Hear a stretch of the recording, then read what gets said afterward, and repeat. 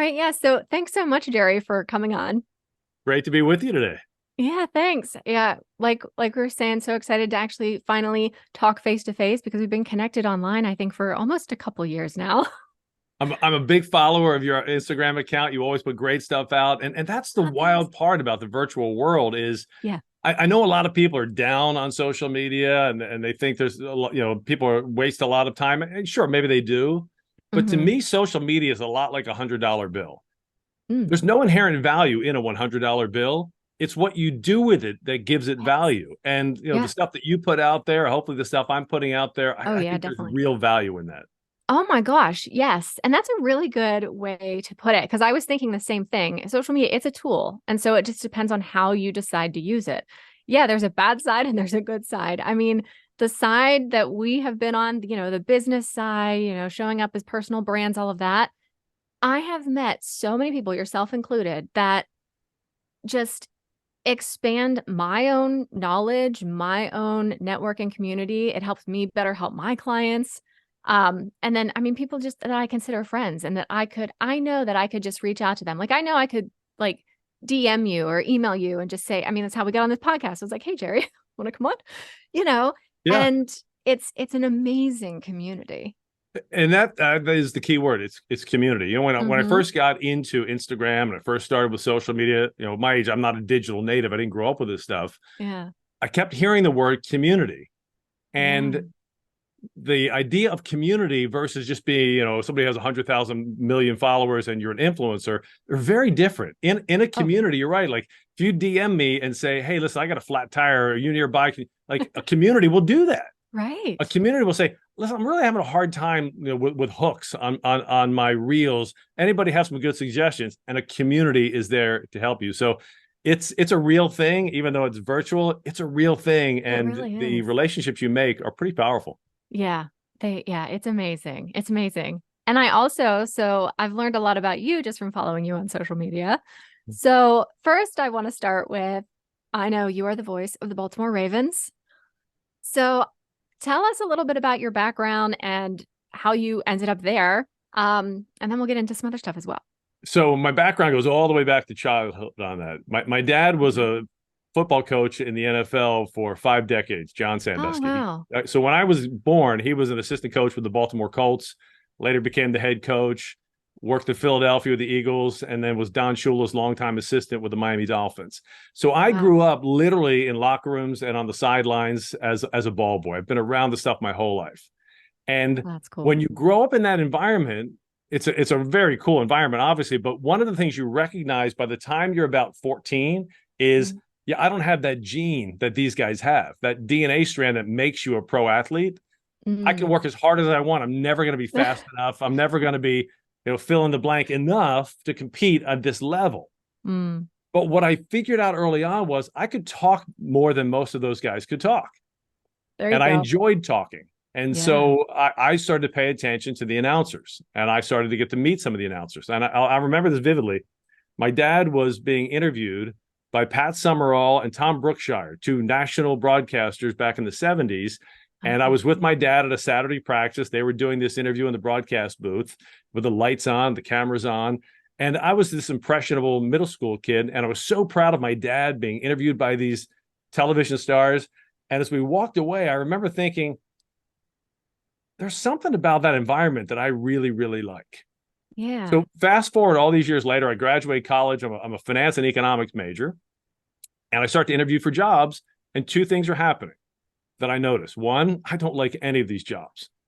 And two, they're Yeah. not offering me any of these jobs. Yeah, So that's two things don't work. yeah, right. So I'm like, what am I going to do? So I moved back to South Florida where my parents live. My dad's coaching for the Dolphins. I Mm. got an internship at a TV station in Miami, and I literally just hung around there for a year and a half, trying to learn how Wow. things work. And then over a period of time, one day an editor didn't show up, and so I got a part-time job, and then a producer didn't show up, and then one day a reporter didn't show up, and they sent me out to do the story, and I did some on-camera work. The news director said, "Hey, that's pretty good. Come on back and do it again tomorrow." And I've been doing it for 4 decades since. Oh, wow. That is And then awesome. and then 20 years, 2 decades ago, the Ravens thing kind of fell in my lap. The station that I worked for got the broadcast rights, And the station manager came to Okay. me and he said, "Hey, could you do this? Could you be the play-by-play voice?" And I immediately said yes. Luckily, he Wow. didn't say, "Have you done this?" Right. I just said yes. And then I figured out how to do it like Like, anything in life. and it's like, don't offer up any information. You don't need to say you haven't done it before. Just be like, yep, I And got that. Lindsay, the relief I felt after my very first game broadcast was Yeah. enormous because now I knew if anybody says, "Hey, have you ever done this before?" I could say, "Yep, just did Yep. it last Sunday." Exactly. Oh my gosh. And it probably felt good too. Cause I mean, you can tell me, it probably felt like a fit. It did, but Yeah. it also taught me a tremendous amount about how to manage anxiety because I was Mm. so nervous before my first Ravens broadcast Oh, yeah. because I did not have the experience, so I didn't have the confidence. Right. And then I recognized that I just had to I'm going to have to learn this on the fly. I'm going to make mistakes. It's not going to be my best broadcast. And here's the big thing that I learned: Mhm. confidence is overrated. Yeah. I'll agree with Courage you on is that. the key. Yes. You just have to have the courage to show up and do it, learn from your mistakes, keep showing up, and eventually confidence will catch up with you. Well, like you But were just saying, as you were telling your story, I was like, okay, first off, you followed what you enjoyed because you realized you didn't like the finance route, right? So you followed that first off. But then as you were there, you're like, well, so and so didn't show up and the other person didn't show up, but you kept showing up, right? So that's the other thing too, I is think showing up. success is 90% just keep showing up. Mm-hmm. And eventually the opportunity will be there because somebody else didn't show up. Yeah. And I I always tell always people, say, I don't have any unique skills. Any yeah. skills I have, I've just developed over time. I wasn't, I'm a kid who was born in a blue collar neighborhood. I went to a state college. I don't have a PhD in anything. Mm-hmm. I really kind of define ordinary as far as, I don't have any super special powers. But if you just keep showing up, you'll develop the skill set, and Oh, yeah. eventually somebody else won't show up. And even if they do, you'll have a better skill set and you'll get the opportunity. Yeah. Yeah. And I always think too, when people say, like, if you're lucky, like, oh, you're lucky you get to do the voice of the Baltimore Ravens, right? It's like, no, luck is preparation meets opportunity, right? Exactly. You were Yep. prepared. And even though you didn't have the experience that first time, you were just like jumping in. But that, I've taken that as kind of my mantra throughout life. And it's not, Yeah. again, unique to me. It's for everybody. You have Right. to have courage before you're going to have confidence. Too many Yeah. people ask me, like, how do I improve my confidence? Here's the easy way to improve your confidence: just show up. Mm-hmm. And then show up some more and show up some more. Because if you have the courage to just show up before you have the talent and the confidence and the skill set, those things will eventually catch up with you. But you Yeah, have to have the courage to show up. exactly. And even showing up, because if you never show up, you can't improve on something you haven't tried yet. So 100%. that's what, like, because I'm like that. Like, I'm not sitting here confident in everything I do. Even starting this podcast, I was just like, all right, I'll give it a go. And it's been such an enjoyable experience. I get to talk with amazing people like you, and I feel like I'm improving with each episode and all of that.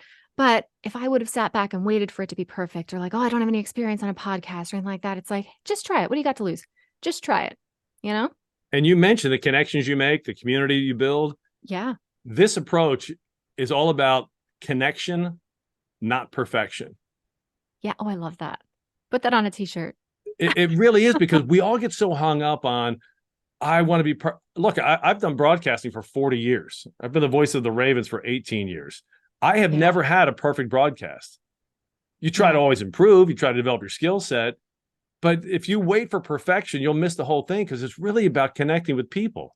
And Mm-hmm. if for somehow you actually pulled off something perfect, it would just intimidate everybody else who isn't perfect. So why go that route? People want to have connection, not perfection. Yeah, exactly. And I always think too, what's perfect to one person isn't to another. So you might be sitting there and say, oh, I've never had a perfect broadcast, but there could be people out there that are like, man, he is on point every time. He is perfect, like doing whatever. It's true. It's true, Right? because we all have our own perspective. We all have it's just like a perfect podcast, a perfect day, a perfect opportunity for you might be different than me. That's a really good point. Yeah. I mean, it's proof, like us showing up on social media all the time. Stuff that I think is like, oh, I spend the time on, I try to perfect it, flops. The stuff that you're just like, I'm going to throw it up real quick, whatever, does really well, resonates. It is. I have yet to figure out the algorithm. Yeah. And I say that Nope. playfully because I'm not even trying to figure out the algorithm anymore. Right. I'm trying Right. to put out really good quality, really good value, help people who I know I can help. and just Yeah. trust the process and learn as you go. I mean, look, to this point, Yep. not being, I didn't grow up with a phone in my hand. Yeah. I'm 62. When I Yeah. first was around phones, they were on walls, and we were excited because they got a long cord, and you could go in the other room and talk to your girlfriend without your whole family listening in. Right. And then cordless. Yep, and then call cordless, and then the first car phone. Remember the first car phone? It looked like Yeah. something from World War II that like took up the whole console of your car. Yeah. And now we live on these phones on our hands, and guess what? It won't stop here. Right. There's going to be It's gonna another keep iteration, evolving. and so I think you just have to accept and be humble that look, I'm just a learner. I don't have to be the Yes. expert, but Mm-hmm. if I keep showing up, if I keep learning from my mistakes, it'll get better. And I'll be more relevant. That's the Yeah. end payoff. That's the thing too. And I think because the moment you think you've nailed it or that you're perfect and you stop learning, you start to go backwards. Everyone else, flies past you. And it's just, we never know everything. I remember years ago when I was first married, my wife and I, probably 6 months, and I'd wanted to write a book. I'd always wanted to write a book, Yeah, me which just too. was kind of something that drove me. And Yeah. personal computers were brand new. I bought an IBM Personal System 2, and the guy who sold it to me said, "Oh, it has this thing called programs, and it'll practically write the book for you." Kind of like people are telling you AI will write your book for you. Like the Right. same Not sales quite. pitches have been over and over. But what I learned was it's just a tool. The tool Hmm. can help you bring yourself out to help other people, and tools are really good things. But Yeah, a screwdriver, a saw, a circular saw, they're not going to build a house for you. They're going to help you exactly. build a house. A computer, a microphone, a podcast, a social media feed, they're not going to write the book for you. They're not going to help solve the customer problem for you. They're Hmm. just tools to help you do the job.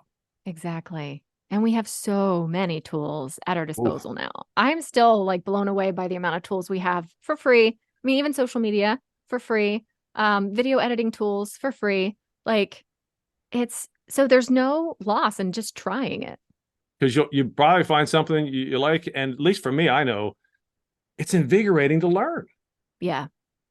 The Yeah, I things enjoy that that. here's the thing that I see with social media that to me is so enjoyable. Hmm. All of the things we see on social media, I learned over the last 4 decades working in television. There you go. Local Yeah. television is on a steep decline of viewership. People are Yeah. cutting cable, and Hmm. I joke around, but it's kind of like it's a bit of a wagon wheel factory. Mm. But all of those skills that I learned over 4 decades of working in television, they apply to the small screen on your phone as much as the big screen on your living room wall. Yeah. And the ability to learn to speak to a camera and to be comfortable on camera and help other people be comfortable on camera, that's all stuff I learned in television. It doesn't Hmm. really have much of a shelf life over there anymore, but it has a big shelf life over here now.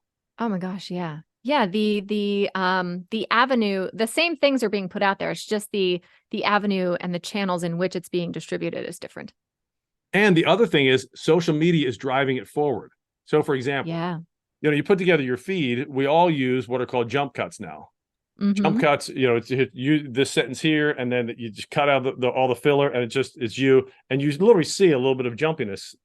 Well, on Yeah. social media, that's very much the way it's done. Yeah. In mainstream media, you were taught to avoid jump cuts at all cost. But the Okay. game has evolved because social media tapped into shorter attention spans. Right. Oh, that's TV interesting. back in the day expected you're going to come home, you're going to watch the 6 o'clock news, and then before you go to bed, you'll watch the 11 o'clock news. Well, you don't have to do that anymore. Right. You are officially the busiest person in the world. You don't have time for that. Uh-huh. You want Yeah. everything right now, and you don't even want the filler space in between ideas. So you cut all that stuff out and you condense it, and you have a 15-second nugget of value. And isn't that crazy? Because I've even found myself like if something takes too long, like if I'm watching something like a longer form video or something like that, and it's taking too long to kind of get to it, I'm like on social media, I guess so much now I'm so conditioned to like I need it quick. I want the information. And it slowly is starting to, I guess, affect other media in that way as well. Just 100%. like you said. Yeah. 100%, because it's all playing to the attention span of the average person, Mm-hmm. which is down to about 7 seconds. Yeah. Yeah. And as crazy as that sounds, here's the easy way to prove this to yourself. The next time you're in your car and you're out driving, when you get to a red light, literally just look around and you'll see everybody on their phone. Oh, that's so You true. you won't see anybody just sitting there looking at the red light, humming a song or just deep in thought. No, everybody's on their phone because the thought of sitting there for a red light, and I like to time things to put them into perspective. Oh man. Most Yeah. red lights last like 45 seconds at most. People Okay. Yeah. cannot sit with their own thoughts for 45 seconds. Oh man. That's I don't know how I feel about that. It's the world we live in. So if they're not going to sit with Yeah. their thoughts for 45 seconds, they're sure as hell not going to sit with your thoughts for 45 Oh seconds. my gosh, exactly. And that's Yeah. why we have jump cuts. That's why we condense everything down, because everybody is, here's the thing. As a nation, we might be wealthier than we were 100 years ago, Mhm. but we are an entire nation of people who are time poor. Oh wow. Yeah. Everybody is in a world of time poverty in America today, and probably globally as well. Mm. And so, a starving person does not evaluate what's on the buffet. They just grab, grab, grab. And so Yeah. people feel like, I don't have 45 seconds just to sit here. I've got to check my Instagram feed, or I've got to look at my email. I've got to check that text. Yeah. And it's creating this almost frenetic search for knowledge and information that's going at an alarming speed. Yeah. Yeah. Well, and that makes me think too. I'm sure this is part of what you talk with your clients about when it comes to showing up. And because I want to talk about that too, of, how you got into the communication coaching and the leadership coaching and being able to show up on, I like how you say it. It's whether you show up on the camera in the room or on Zoom, something like that. Yep, it's the ability to shine in front of the room, Zoom, and camera. Yes. Yeah, exactly. So, yeah, so talk a little bit about that. How did you get into coaching and how did you start this business? So, like everything else in my life, it was Yeah. purely by accident. A friend of Yeah. mine who I had worked with in television, and then she became a marketing executive at an area hospital. They had bought time to put their doctors on television to promote their services. They were going to have a Okay. little kind of a talk show type of a format for their doctors. Well, like 2 weeks before the show, the doctors all pushed back to her and said, "Hey, well, we're not going to TV. We'll look like idiots. I don't know how to be on TV." So she Oh, reached out wow. and said, "Hey, can you media coach our doctors?" I Mhm. said, "Well, I'm happy to help you out, but I don't have any program." But Yeah. so I had to stop. I had to really think about, okay, if I was going to teach somebody how to be on television, what would I teach them? Over a period of time, I was doing it as a favor. Yeah. Well, about 6 months into it, one of the doctors looked at me and said, "This was really valuable. Do you recognize that this is a repeatable service? You actually have a business here." Oh, wow. And at that point, I thought I was doing a friend a favor. Yeah. A light bulb went off, so I developed an actual media coaching program. Nice. Well, a couple of years go by, and I recognized only in any organization, only 1% at most will need media coaching. Super Mm-hmm. specialists like doctors or engineers or somebody in the C-suite. That's really it. The rank Right. and file, they're not going to need media coaching. But what I started to recognize was most organizations have lots of people who need presentation skills. And Yeah. because as a sportscaster, I had over my career, I've probably been to 10,000 awful banquets where you'll see people get up and just bore the audience to tears. And then every so often, Yeah. you'll see somebody really rock the room. Mm-hmm. So I started to pay attention to the people who rocked the room, what they were doing, what worked, what didn't work. I'm just a big time observer. And so I started to build a little program. And gradually I built a program called Presentation Transformation Nice. that completely changes the way you think about presentations. It has a repeatable process for building them. And it's Yeah. built around a principle I developed called the confluence method. Mm-hmm. It's your confidence, your content, and your performance. And where those Yeah. three overlap is your influence. Yeah. And when you unleash people's influence, you put people who are a mid-level marketing executive on a rocket ride to be in the C-suite. That You is, put somebody who's a salesperson, yeah. they become a sales star. You take Yeah. somebody who's a C-suite, and all of a sudden you expand their influence because they now know how to communicate to their entire marketplace. Yeah. And that's fun. Yeah. Oh, that is awesome. Yeah, because it's not just training to be able to speak in front of a crowd. I mean, those skills translate into every aspect of life because we are constantly in communication. We're constantly communicating with the people around us. So yeah, I can see how that can benefit so many areas of your And life and here's the career. magical part of it. We're talking about Yeah. attention spans and we're time poor. Mm-hmm. So most people format a presentation for it's 45 minutes. I have 20 minutes in front of the boss. I have a 2-hour seminar. It's everybody, is given this time allotment and a spreadsheet. Mm-hmm. The real magic is not how long the presentation goes. The magic is, did you make time disappear? Ooh, that is, yes. Because when you can make time disappear, you have taken time-starved people and put them at a banquet. Because the Yes. thing that's holding them back is their belief they don't have enough time. So you Mm-hmm. make time disappear, and all of a sudden, you become the presenter people cancel plans to hear.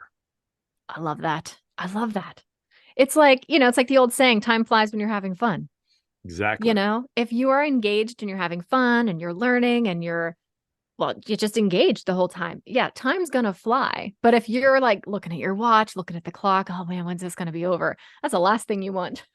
It's the truth, and the way you do it largely is through having the proper structure Mm-hmm. and knowing how to tell stories Yeah. Yeah, storytelling is huge. because it connects us. And what's funny, in my corporate days, I went to lots of events and heard lots of speakers. And that is exactly it. The ones that I remember had stories to tell. Stories There have are, stickiness. yep.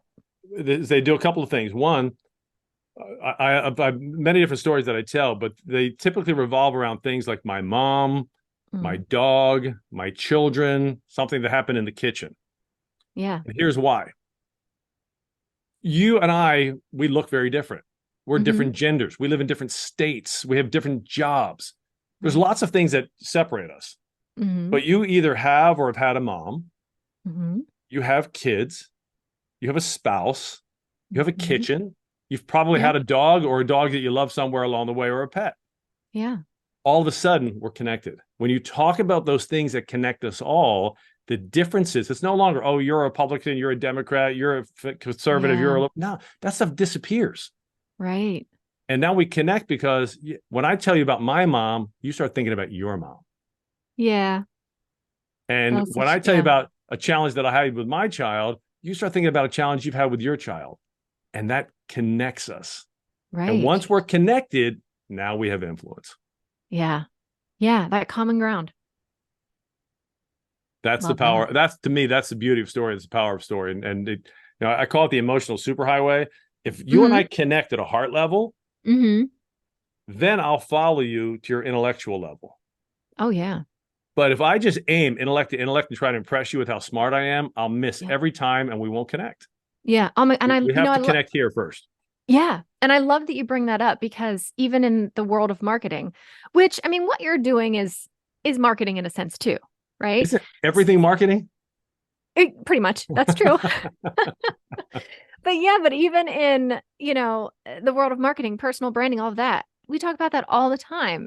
People want to connect with people first. I mean, how many times have you needed something, whatever it is, a service, whatever it is, you often go to the people you know, like, and trust first. I mean, I know there are people I've gone to that I don't even know if they offer what I need, but I'm like, hey, do you by chance do this? Because I know them and I connect with them and I know they're reliable or trustworthy or any of those things.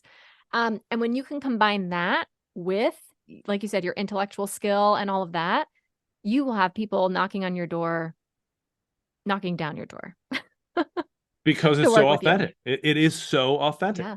Mm-hmm. And look, at the end of the day, you want somebody who's good at what they do, but somebody you Right. connect to and somebody who gets you. Yeah. It was something with marketing that I had to learn when we all start our own companies. We tend to build our websites and talk all about ourselves. Right. Wrong approach. Right. And you've been a great influence on this. You have to talk Oh, thanks. about Yeah. the target market's pain. Yeah. It doesn't do me any good to tell you like, oh, I'm really comfortable in front of an audience and I've been on television for 40 years. Who cares? Mm-hmm. What I got to talk about is the fact that you're scared to death to get up in front of the audience. and a Yeah, camera intimidates you, but you know that if you can get good at those things, you can grow your career. You can expand your income, your influence, and your career. And if I talk exactly. about those things, then I'm talking about something that has value to you, at which point, boom, we can connect again. Exactly. Yeah, you said it perfectly. You touch on those fears and worries that, they worry about, and then you're like, you encourage them. Like, you have the ability to do this. You can do this. Yep. You make them the star of the show. You make them the hero of their own Absolutely. story. And then you are like, I can guide you through it all. Here's how I can help you do that. Exactly. I Yeah. think Don Miller has a great quote. He said, you don't want to be the hero of your story. You want to be the guide on the side. Yes. Yeah, You want to exactly. be Yoda to Luke Skywalker. Exactly. Yeah, that's exactly how it is.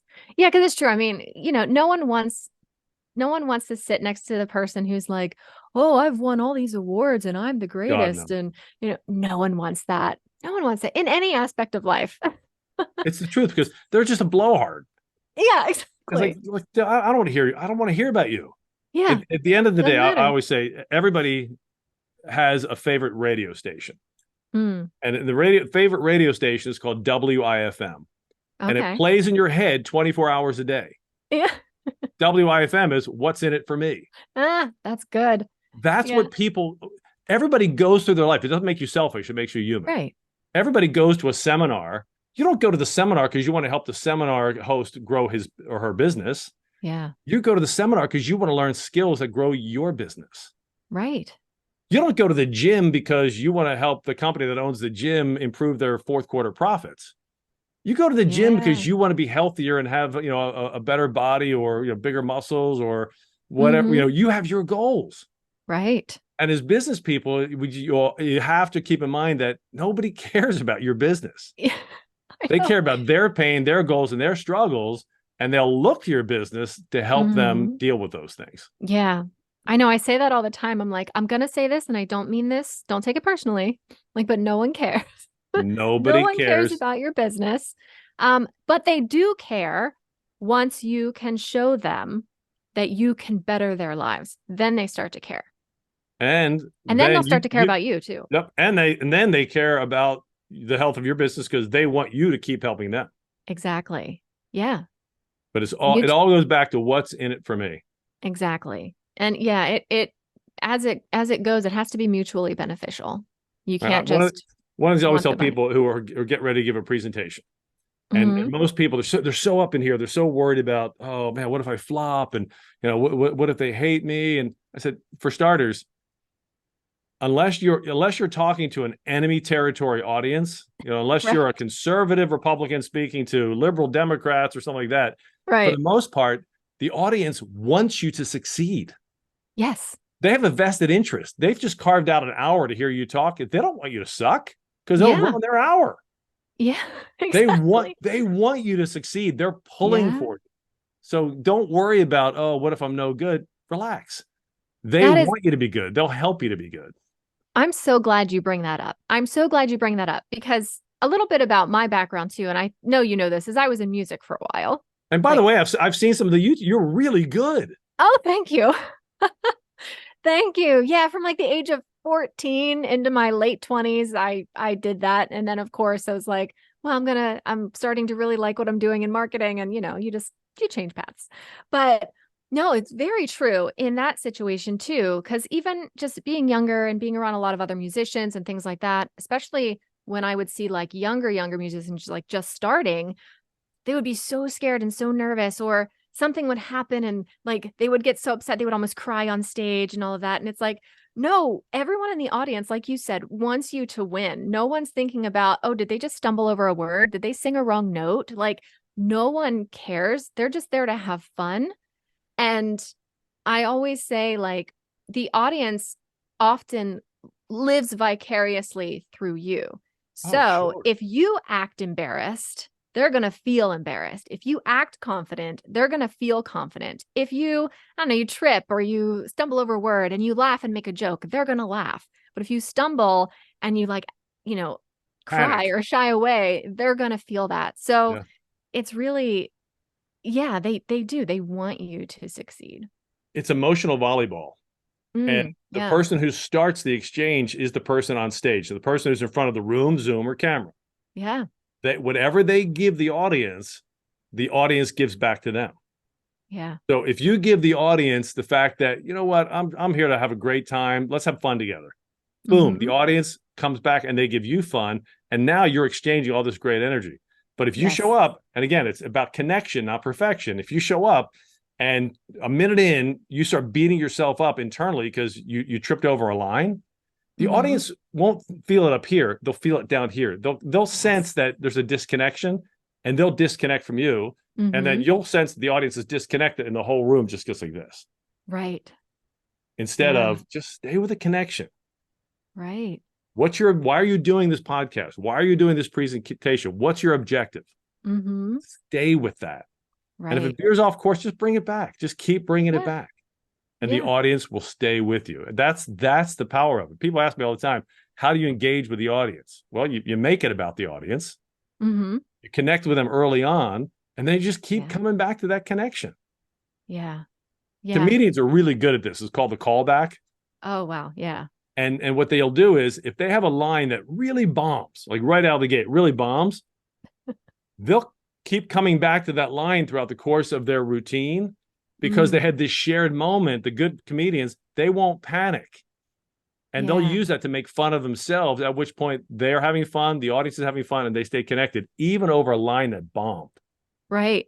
The inexperienced comedian will freak out over it, shorten her stand-up time on stage, and get out of there, and everybody has a miserable experience. Yeah, exactly. Yeah, or I like the ones too, like they'll take the audience reaction and then they'll turn that into something. So like, if it does bomb, then they'll be like, I don't know, I'm not a comedian, but like they'll say something like, well, that didn't go as planned, and then they'll like say a joke about it or something.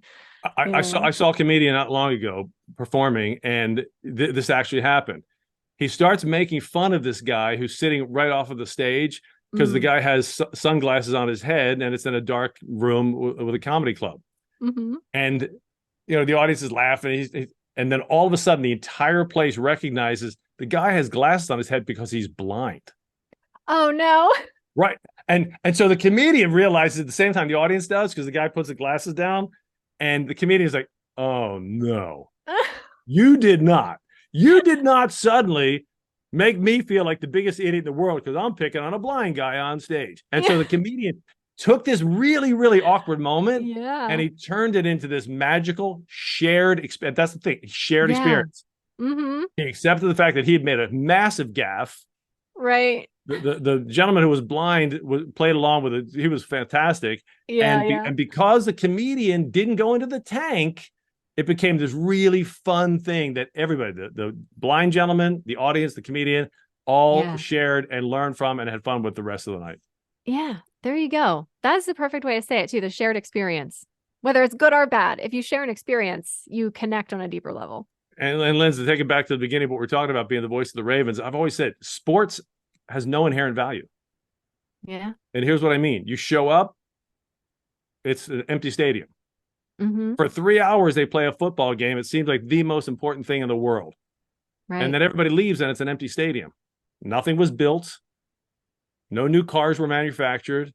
Yeah. Nothing existed that didn't exist at the start of the day. But what happened was, for those 3 hours, you shared an experience with family and friends. Yeah. You pick your favorite team that's ever won a Super Bowl. And if I ask you about your Super Bowl experience, you'll tell me who you watched the game with. That's true. Yeah. You won't tell me about on 3rd and 2, they ran a play action pass and threw the ball on a circle route for a 17-yard gain. Like, you're not going to remember those details. Right. Yeah. You're going to say, oh yeah, I watched it with my favorite uncle at his house. He had this great party and my aunt came, and she's not really a football fan, but we all danced until, like, that's what people remember. It's who you shared it with. That is so true. I also want to ask you, if people are wanting to start, getting in front of an audience, or they just know that there's benefit there, whether they're in a company or on social media or wherever it is, what are some, I guess, top tips that you can give someone to just start and get comfortable? Start with a big idea. Okay. Always start with a big idea. And the big idea is simply, what's the theme of this? What's driving this? So for example, presentation transformation, the big idea is that presentations don't have to suck. Mm. They can be powerful to your income and your career, and you can have fun doing them. That's the Yeah. big idea. All meetings, all seminars, all presentations, all Zooms, all Mm-hmm. social media posts, all have a big idea behind them. Yeah. From the big idea, when you present your big idea, learn the art of two things: eye contact and That's a good one. pausing. I That's just a good used one I too. just used both right there. You did. Yeah. Most people do this. They talk, their eyes are all over the map, and they get all done. Like, yeah, I nailed that thing. Like, no, actually you didn't. Yeah, because you didn't give the audience time to connect with you. Exactly. So when Yeah. you give people really good information, Yeah. pause. Let them absorb it. Yeah. And that kind of clears their mental palate so that you can give them more information. Yeah. The other That is thing good. pausing will do is if you have something really powerful, I want to share two things with you that will change your life in front of the room, Zoom, and camera. Mm. Pause and then share with them. Have a big idea, hold eye contact, Yeah. pause. It helps people understand, okay, that was something important. I got that. Right. Too often, because people get nervous, they get up, they start, they rifle through it, they get finished and they get done because they were just trying to get through it. Mm-hmm. You got to get into it. Yeah. And when you get into it, the pause creates these magical moments for you and the audience. Right. And eye contact is really powerful because here's the thing. Even on Zoom, as long as I'm looking at the camera, you and I are making eye contact. Right. And when we make eye contact, you feel less comfortable looking somewhere else. Right. Like I'm If I'm staring down at here, you. if I'm over here and I just talk and I don't make eye contact, you're going to start scrolling through your email because I'm not looking at you. Yeah, that's very true. And it works the same in person. Mm-hmm. So if you're running a meeting, if you're giving a 10-minute presentation, Yeah. one person at a time in the audience, hold eye contact with them. Yeah. When you hold eye contact with one person at a time, you hold the whole room. See, I noticed this in your videos too. Your videos that you put out. Yes. And they hold your attention because you are talking to that single individual who is watching your video in that moment. It's something that I learned decades ago in television. Mm-hmm. They call it broadcasting. And so when people go into broadcasting, they start thinking, I got to talk this big booming voice and talk to like, no. Yeah. Yeah. Always see one person in the camera. Yeah. Here's a really powerful technique that I think works for everybody, whether you're talking to your iPhone or you're on NBC Nightly News. Mm-hmm. When you look at a camera, instead of looking at a piece of glass, do this. Do this exercise with me, Linz. Close your eyes for a second. Okay. I want you to think of the one person in the course of your life who would always give you unconditional love. They could be living, they could be deceased, but no matter what, the worst news in the world, they still love you. It's the complete unconditional love. Can you see that person? Mm-hmm. Can you see the color of their eyes? Yes. All right, now open your eyes, Okay. look at the camera lens, Okay. and put their eyes on the camera lens and talk to that person. Oh, that's a good idea. When you look at the Yeah. replay of this, you'll see what everybody just saw. Your face just lit up. Did it? Yep. Your face lit up. Your facial muscles became relaxed and warm. And your aura, which is always very warm on camera to begin with, but it became so warm and it's just so connective. Because That's what awesome. happened was you're no longer talking to technology. Yeah. You were talking to a person. Oh, that's such a good idea. And that changes everything. So you don't talk to technology. You talk through Yeah. technology, but you always Yeah. talk to one person at a time. And if it's a person that makes you feel really good, Mm-hmm. you'll then make the audience feel The same way. really good. Yeah. Oh, that is such a good tip. It's fun. Yeah. Yeah. All right, real quick, and if you're comfortable sharing, who did you pick? Whose eyes did you pick? Well, it was actually kind of both of my parents. They have always been there. And, if I need anything, call them up. Right. So this is unscientific, but I've done this now with thousands of people. Yeah. And here's what I've discovered. It's this really weird dividing line on gender. Yeah. 50% of men will pick their spouse. Okay. Almost no women pick their spouse. Women will pick their dog ahead of their Oh spouse. no. Oh, I didn't even think of my dog. I Trust can think me, of that too. way more women will pick their dog than their spouse. Men tend to pick Oh their spouse. no. Yeah. Men will pick their spouse or their mom. Oh, Women that's funny. almost never pick their spouse. Oh, that's funny. Yep. Don't know why that is, but Oh no. That could be a just an whole other observation. conversation. Right. But the power for you is, so when you're shooting your videos, Yeah. see those eyes. Yeah. Because without you even thinking about it, your face warms up and you become more connected. And when you become more connected, that stops the scroll. Yeah. Oh, that is really, really good advice, Gerry. Really awesome. Well, is there anything else that you would like to add? How can people work with you? What are some of the programs you offer and things like that? So the easiest way is to go to my website, Mm-hmm. sanduskygroup.com. Yeah. Follow me on Instagram at @gsandusky. Mm-hmm. And we work at a couple of different levels. We have a big presence in the corporate space where we do our presentation transformation and our media coaching for corporate clients. Mm-hmm. And then I do a lot of one-on-one coaching via Zoom. It's called Present Like a Leader. It's a 4-part program where I take people wherever they are. I help them discover their brand and then put that brand to use, whether they want to be on social media, presenting in front of a room, doing more on camera work. We customize it to them. So that's the one-on-one program.